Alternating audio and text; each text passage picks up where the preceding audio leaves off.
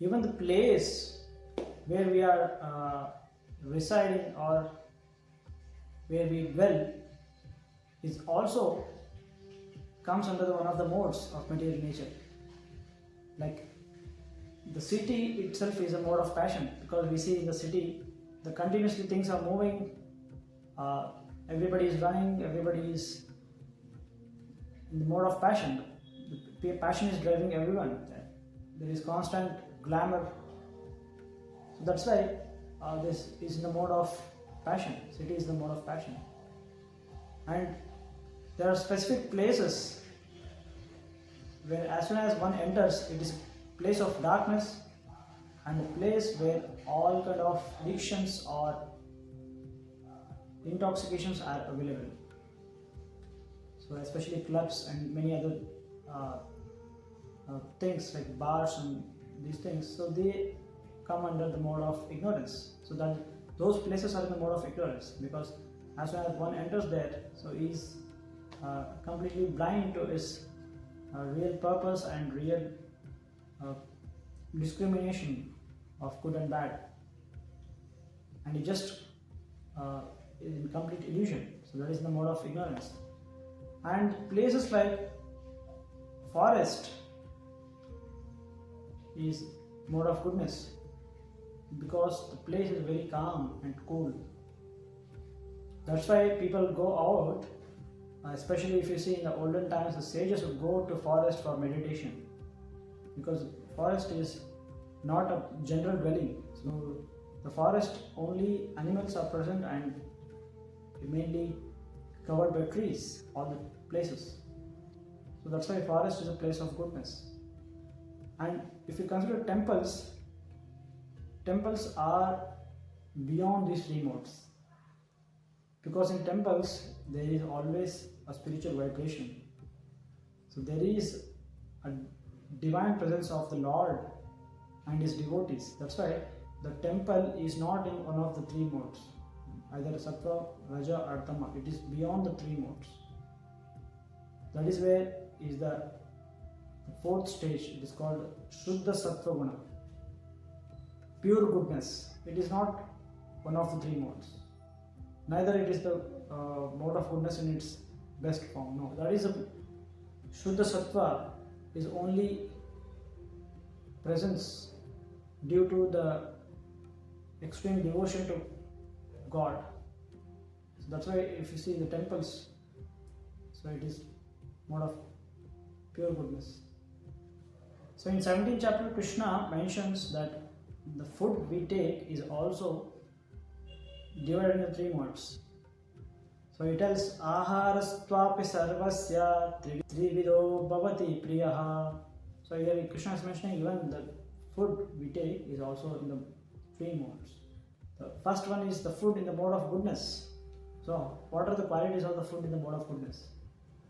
Hayu sattva balarogya sukha priti vivardana rasya snigdha sthiraridhya ahara satvika priya. So Krishna is mentioning the qualities of the food which are in the mode of goodness. So the foods in the mode of goodness increases the duration of life, that is ayu. Then sattva, it means it purifies the existence. Ayu, sattva, bala, arogya. Bala means it gives strength. Arogya means it increases your health conditions. Ayu, sattva, bala, arogya. And sukha priti vivardanaha. Sukha priti vivardana means it gives happiness once we take them.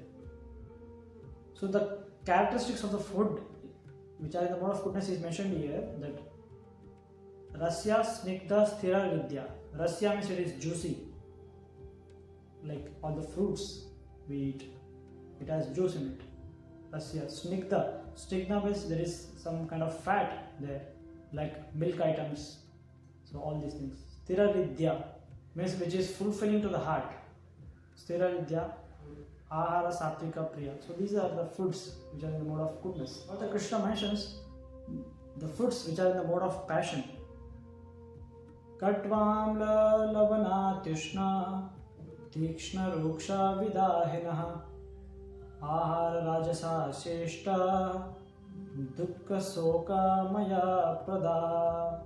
Here Krishna is mentioning that Katu means it is very bitter. Amla means it is sour. Katu Amla. Lavana Ati. Lavana Ati means it is very salty. Ushnaha means it is very spicy. Katva Amla Lavanati Ushnaha. Tikshna Ruksha Vidahinaha. Tikshna means it is pungent. Tikshna Ruksha. Ruksha is very dry. Tikshna Ruksha Vidahinaha. It's very burning. Tikshna Ruksha Vidahinaha. Ahara Rajasa Seshta Dukkha Shoka Maya Prada. After taking it, one feels burning maybe in the chest, or it is very burning in the tongue because it's too hot and spicy. And even it may like cause some like illness in stomach after eating because of it's too spicy and sour. So like this, this is the mode of passion, the food in the mode of passion. And finally, Krishna explains the food in the mode of ignorance.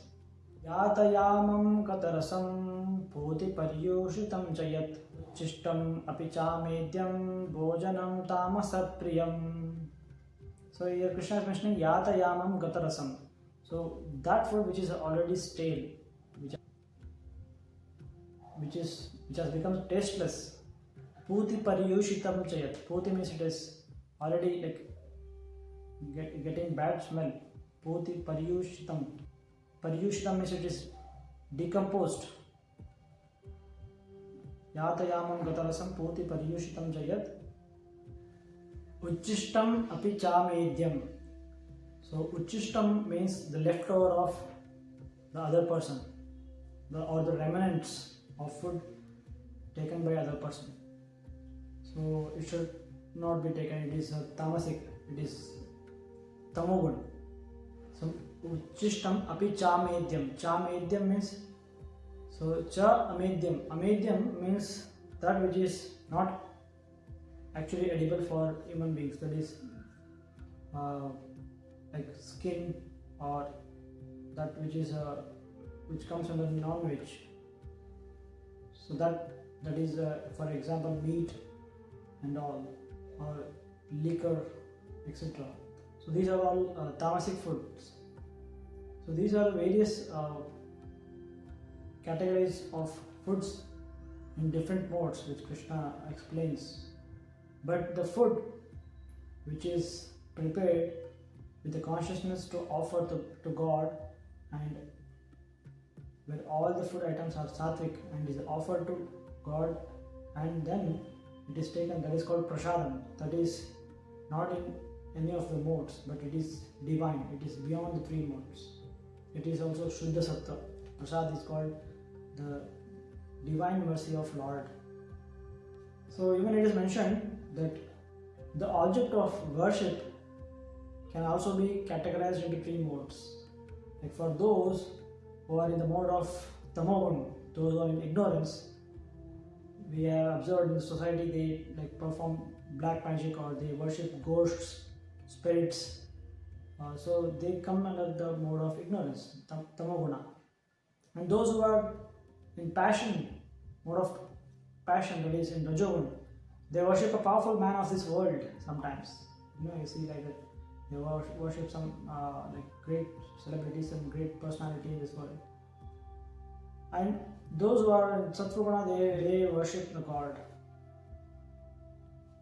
So now, may it be Tamoguna or Rajoguna or even Sattvaguna, so all these three gunas bind the living entity. The Jiva, which is pure spirit soul, which is completely blissful, which is not dependent on the material things, which is only dependent on the Krishna, and which is full of knowledge and is not influenced by the material miseries or lamentation or hankering, distress. So, but still it is being influenced by these only because of the bondage of these three modes. So it is compared to be bound by a rope. Like for example, the tamoguna person is bound by a rope of iron shackle, and a rajoguna person is bound by a rope of a silver shackle, and a mode of goodness person, that is sattva is also bound, but the rope may be of gold, the shackle of gold. So we may tell, okay, sattva is better than others, but still it is also a bondage. But for one who is aiming at the spiritual progress and ultimately for the liberation and to achieve God, to achieve the service to God, that is bhakti to God, for him in the initial stage at least it is better to be in the mode of goodness, that is sattva, than the lower modes, because the lower modes will become an obstacle in following the spiritual path. So in chapter 14, Krishna also describes when the soul leaves the body. So what is the result of destination of the soul when it leaves the body in different modes? For example, if the soul leaves the body and at that time the soul is in the mode of goodness, then it reaches to the higher planets where the sages reside, like the Satyaloka, Tapaloka, Brahmaloka. And if the soul, while leaving its body, is in the mode of passion, that is Rajoguna, it again comes back to this Martyaloka, where all of the people are engaged in the fruitive activity, that is Karma Kanda. And if the soul, while leaving this body, is in the mode of ignorance, which in Tamoguna, it goes to the lower planets, and it also may take birth in the animal kingdom. Mentions the words that Urdhvam gachanti sattvastva madhye tishtanti rajasa jagannaguna vittisya adho gachanti tamasa. So Krishna is saying Urdhvam gachanti sattvastva. Those who are in sattva in the mode of goodness, they will go to the higher planetary systems. Urdhva means above the higher planetary systems. Madhye tishtanti rajasa. Madhye means those who are in the Rajoguna, Rajasa, they will again come back to this, because this is in the exactly center. There are 14 planetary systems, and the Martya Loka, where we are staying, Mritya Loka, Bhuloka is exactly in the 7th position. So Madhye Tishtanti Rajasa. Then Jaganya Guna Vittischa. Jaganya Guna Vittischa means those who are engaging in the sinful activities. Adho Gachanti Tamasa. And those who are in the mode of ignorance, they will go down or below, or that is hellish planets. Adho Gachanti Tamasa. So in this world, the soul, because of its conditioned nature and being influenced by the material nature, it performs various activities, and only by its false ego it thinks that he himself is performing that actions. Like Krishna mentions in Gita that Prakrute kriyamanani gunai karmani sarvashah ahankara vimodatma kartaham iti manyate. So in this verse, Krishna is saying Prakrute kriyamanani. Prakrute means the material nature, the modes of nature. Prakrute kriyamanani. It is making all the living entities to perform different actions by its influence, that is 3 modes, in 3 guna, because it is binding the living entity. Prakrute kriyamanani gunai karmani sarvashah. Gunai means 3 guna. By gunas influenced upon the living entities, they are performing the actions, karmani, sarvashah. Ahankaram vimodatma. Ahankaram is by false ego, by false identification that I am this body. Vimudatma is the soul who is completely bewildered, who is illusioned. Kartaham iti manyate. It thinks that I am the doer, I am doing everything. He is not able to understand that the modes of nature are making me do like this. So the soul is actually not bound to do all the actions, the fruitive actions of this world. The soul is only happy and blissful in performing bhakti to Lord. So the bhakti is loving devotion to God, which again revives the relationship with the God, Krishna. So when the soul performs bhakti to Krishna, so that is beyond the three modes. Because Krishna himself is beyond the three modes. So Krishna tells in chapter 7 that Tribir Gunamayer Bhaver Hebi Sarvam Idam Jagat Mohitam Na Vijanati Mamebhya Paramavyayam. So Krishna is mentioning that Tribir Gunamayer Bhaver Hebi Sarvam Idam Jagat means these three modes are pervading the entire universe. Tribir Gunamayer Bhaver Ebihi Sarvam Idam Jagat. Then Krishna is telling that Mohitam Na Bijanati means because everybody is bewildered and everybody is in illusion, they don't know that Mamebhya Paramam Avyayam. So I am above the three modes, and these three modes are just my energy. So Krishna is telling that though the three modes is pervading the entire universe, but I am not in these three modes. I doesn't come in these three modes.